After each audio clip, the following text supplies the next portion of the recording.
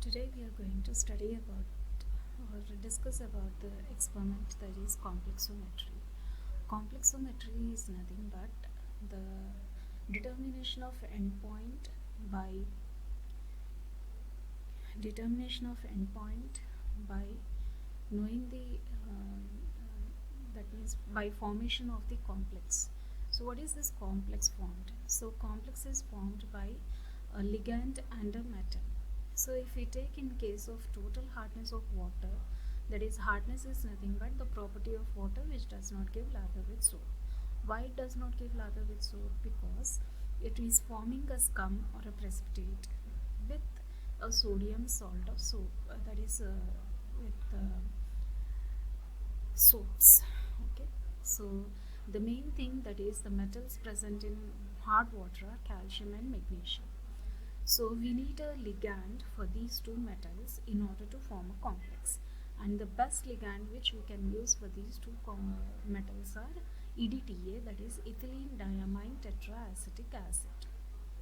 So we are going to determine now the total hardness of water by using complexometry, that is by formation of the complexes. So let us know what are the complexes formed during this titration.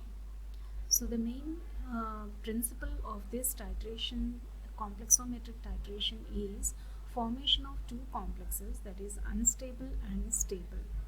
So unstable complex is first formed by the reaction of calcium with the indicator that is used in this titration, that is EBT, iriochrome black tea. So calcium ions and magnesium ions react with this EBT indicator to form calcium EBT complex or magnesium EBT complex, which is unstable in nature and it is wine red in color.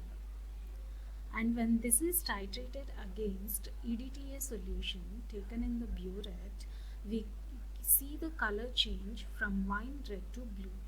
So why this change of color is taking place? That means this complex, that is unstable complex, when it reacts with EDTA, we are getting calcium or magnesium EDTA complex and EBT is set free, that is the indicator is set free, and the color of indicator is blue in color. That means the formation of complex has been taken place which is colorless and EBT is set free, that is blue in color. So the main principle of this titration is based on the formation of these two complexes, that is unstable complex and stable complex. Okay. Then coming to its procedure. So in procedure we are going to use 3 steps are there. First step is preparation of standard calcium carbonate solution.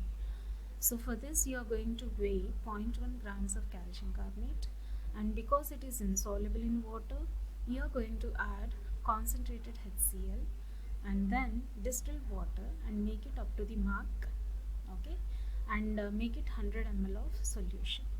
Okay, and then shake it for uniform concentration.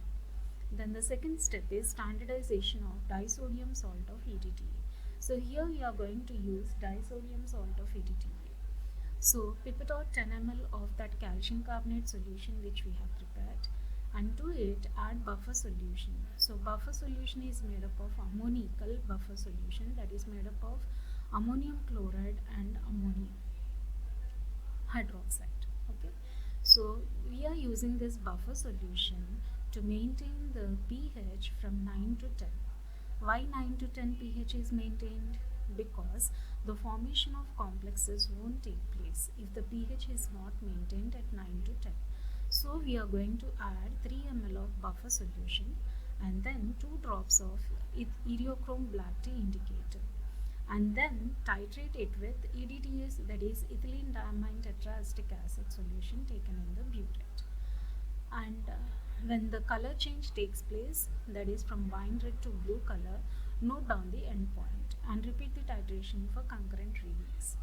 Then determination of total hardness. So how to determine this total hardness is, step 3 is we'll give you unknown water sample. So you are going to take 10 ml of that unknown water sample, and to it again you are going to add buffer solution 3 ml and then 2 drops of EBT indicator and titrate it till you get blue color. Then note down its endpoint and proceed for the calculations as given. Thank you.